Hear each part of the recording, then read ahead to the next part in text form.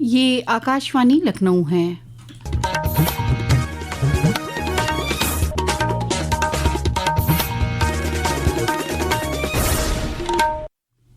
اب آپ شائستہ بانو سے علاقائی خبریں سنیے۔ وزیر اعلیٰ یوگی آدتیہ ناتھ اور مرکزی وزیر مملکت برائے سائنس اور ٹیکنالوجی ڈاکٹر جتیندر سنگھ نے کل لکھنؤ میں council of scientific and industrial research CSIR کے اسٹارٹ اپ کانکلیو کی اختتامی تقریب میں شرکت کی۔ پروگرام سے خطاب کرتے ہوئے وزیر اعلیٰ نے کہا کہ تجارت کے لیے تحفظ اور آسان اور مستحکم ایکو سسٹم ضروری ہے اور یہ تینوں اتر پردیش میں موجود ہے۔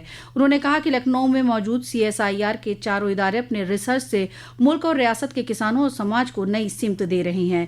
اس موقع پر مرکزی وزیر مملکت ڈاکٹر جتیندر سنگھ نے کہا کہ ریاست میں اسٹارٹ اپ کے شعبے میں بہت کام ہو رہا ہے۔ انہوں نے اتر پردیش میں بایو ٹیکنالوجی پارک اور سائنس میوزیم کھولے جانے کا بھی اعلان کیا۔ ریاستی حکومت نے خواتین، بیٹیوں اور ان کے کنبے کی صحت کو بہتر بنانے کی سمت میں نئی پہل کی ہے۔ اس کے تحت وزیر اعلیٰ یوگی آدتیہ ناتھ کے احکام پر سیوا پرو کے تحت 17 ستمبر سے پوری ریاست میں سوستھ ناری سشکت پریوار مہم کا افتتاح کیا جائے گا جو 2 اکتوبر تک چلے گا۔ اس کے تحت طبی کیمپ، تغذیہ بیداری اور جچگی کے فوائد کی تقسیم وغیرہ پروگرام منعقد کیے جائیں گے۔ اس کا مقصد خواتین اور ان کے کنبے کی بہتر صحت کو فروغ دے کر معاشرے کو مضبوط بنانا ہے۔ اس پہل کی قیادت صحت و کنبہ بہبود وزارت اور خواتین و اطفال ترقی وزارت متحدہ طور سے کر رہی ہے۔ لکھنؤ میں 17 ستمبر کو KGMU سے اس کا آغاز ہوگا جہاں 48 اسٹال اور ICDS کے 10 اسٹال لگیں گے جس میں کئی اسپتال اپنی خدمات دیں گے۔ وزیر اعظم نریندر مودی کی 75ویں سالگرہ کے موقع بھارتیہ جنتا پارٹی سیوا پرو کے تحت راجدھانی لکھنؤ میں روزگار میلے کا انعقاد کر رہی ہے۔ لکھنؤ کے کیلوین تعلقدار کالج میں آج سے شروع 2 روزہ کوشل مہوتسو میں 100 سے زائد کمپنیاں 7,500 سے زائد نوکریوں اور اپرنٹسشپ کا مواقع دے رہی ہیں۔ لکھنؤ کے رکن پارلیمنٹ راجناتھ سنگھ کی کوشش سے مرکزی حکومت کے ہنر کے فروغ اور صنعت وزارت کے ذریعے کوشل مہوتسو لکھنؤ 2025 کا یہ تیسرا ایڈیشن ہے۔ سیوا یعنی عوامی خدمت اور سشاسن یعنی بہتر حکمرانی کے منتر سے ترغیب پا کر وزیر اعظم نریندر مودی کی قیادت میں حکومت ترقی اور تبدیلی کے لیے مسلسل کوشش کر رہی ہے۔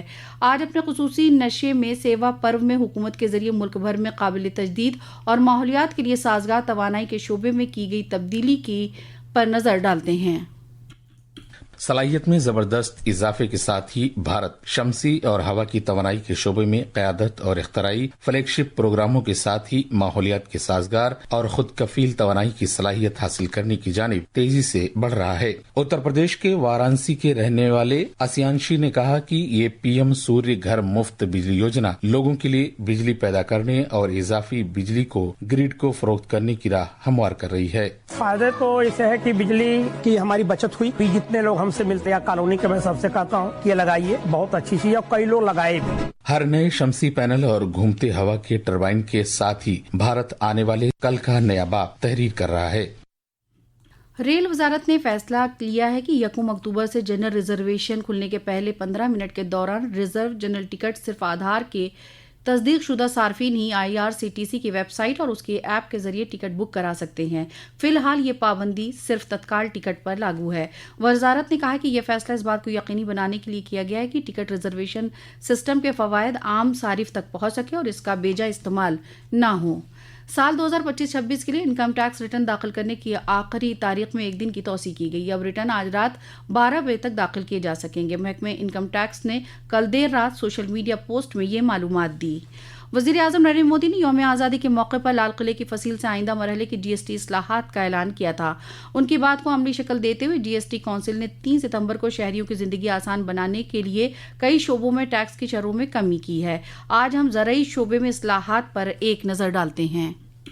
اگلے مرحلے کی GST اصلاحات کے تحت حکومت نے زرعی شعبے میں GST میں اہم کٹوتی کے ذریعے کسانوں کو راحت فراہم کی ہے۔ 1800 cc سے نیچے ٹریکٹروں پر ٹیکس کی شرح 12% سے گھٹا کر 5% کر دی جائے گی۔ کھیتی باڑی کے لیے مختلف زرعی مشینوں کے ساتھ دیگر بہت سی استعمال کی اشیاء میں 12% سے گھٹا کر 5% کٹوتی کی گئی ہے۔ ان تبدیلیوں سے چھوٹے اور اوسط درجے کے کسانوں کو فائدہ پہنچے گا۔ ٹیکس کی نئی شرح اس ماہ کی 22 تاریخ سے نافذ ہوں گی۔ نئی دلی سے شیوانگ کی رپورٹ کے ساتھ خبرنامے کے لیے میں حسین اختر۔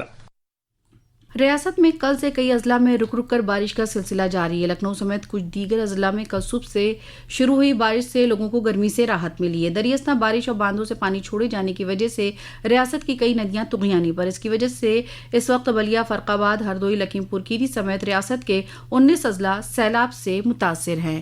اسی کے ساتھ آکاشوانی لکھنؤ سے علاقائی خبریں ختم ہوئی۔ اگلا بلیٹن دوپہر 2 بجے FM پر نشر کیا جائے گا۔